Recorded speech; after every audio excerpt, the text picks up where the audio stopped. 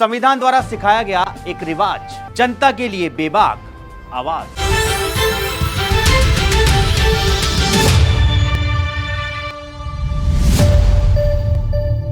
नमस्कार, स्वागत है आपका फोरसाइट्स टीवी में। मैं हूं आपके साथ आशुतोष। सोनिया गांधी ने राहुल गांधी के कास्ट सेंसस अभियान को रफ्तार देने की जोरदार कोशिश की।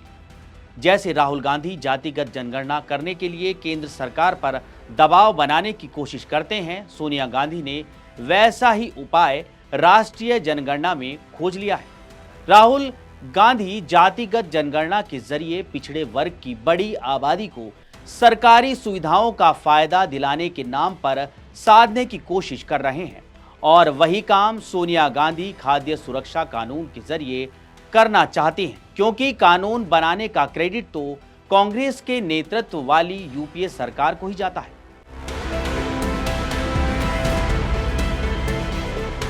लोगों को मुफ्त राशन बांटकर गरीब कल्याण का जो श्रेय केंद्र सरकार ले रही है, सोनिया गांधी समझना चाहती हैं कि कांग्रेस जो फायदा पहुंचाना चाहती थी लोगों को तो मिल ही नहीं रहा है, क्योंकि प्रधानमंत्री नरेंद्र मोदी की अगुवाई वाली केंद्र सरकार जनगणना ही नहीं करा रही है। गरीबी हटाओ का नारा कांग्रेस की ही पूर्व प्रधानमंत्री इंदिरा गांधी ने दिया था और प्रधानमंत्री नरेंद्र मोदी भी गरीब कल्याण की ही बात करते रहे हैं।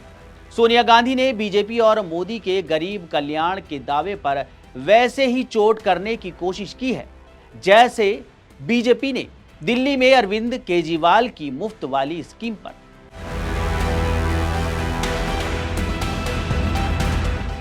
जैसे बीजेपी ने लोगों को समझा दिया कि गरीबों की असली हमदर्द केंद्र की बीजेपी सरकार की योजनाएं हैं और केजरीवाल तो सिर्फ वादा करते हैं, बीजेपी की सरकार तो डिलीवर भी करती है। सोनिया गांधी देश को ये समझाने की कोशिश कर रही हैं कि सरकार की तरफ से उनको जो राशन मिल रहा है वो असल में कांग्रेस शासन की देन है और मौजूदा बीजेपी सरकार तो सबको भी दे नहीं रही है जो वास्तव में हकदार है। और ये तोहमत मरने के लिए सोनिया गांधी देश में जनगणना कराए जाने में देरी के लिए मोदी और बीजेपी सरकार को कटघरे में खड़ा कर देती है।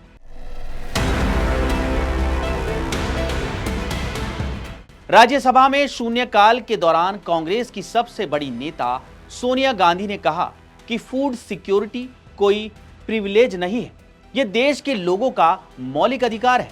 केंद्र सरकार को टारगेट करते हुए सोनिया गांधी ने कहा कि आजादी के बाद पहली बार जनगणना में 4 साल की देर हुई है। 2021 में ही जनगणना होनी थी, लेकिन अब तक स्थिति साफ नहीं हो पाई है। कहती हैं, बजट आवंटन से भी पता चलता है कि जनगणना इस साल भी कराए जाने की संभावना नहीं है।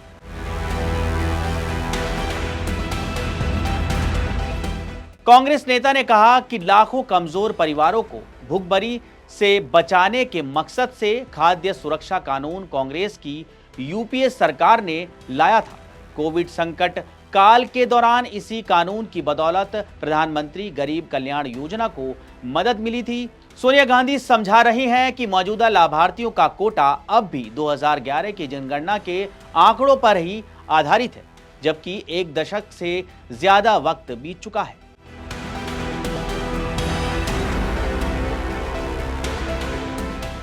लोकसभा चुनाव के बाद नेता प्रतिपक्ष बने राहुल गांधी लगता है अब राजनीति में काफी दिलचस्पी लेने लगे हैं।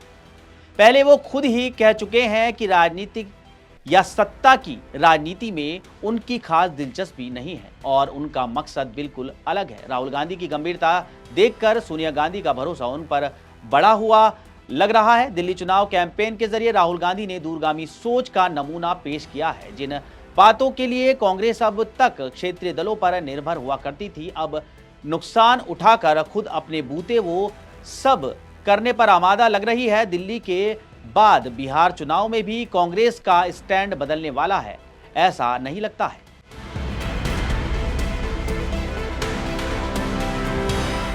बिहार पहुंचकर राहुल गांधी राज्य सरकार के कास्ट सर्वे को ही फर्जी बता डालते हैं और दावा करते हैं कि सत्ता में आने पर कांग्रेस ये काम सही तरीके से कराएगी। जिस तरह राहुल गांधी ओबीसी की बड़ी आबादी को कांग्रेस से फिर से जोड़ने में जुटे हैं, सोनिया गांधी ने भी उसी बात को अपने तरीके से आगे बढ़ाने का प्रयास किया है। वो चाहे जातीय जनगणना हो या फिर खाद्य सुरक्षा कानून, इन मुद्दों के जरिए कांग्रेस फिर से सत्ता में आने की सोच रही है, क्योंकि अब बिहार में चुनाव होने वाले हैं और कांग्रेस इन मुद्दों के जरिए जनता के वोटों को भुनाना चाह रही है।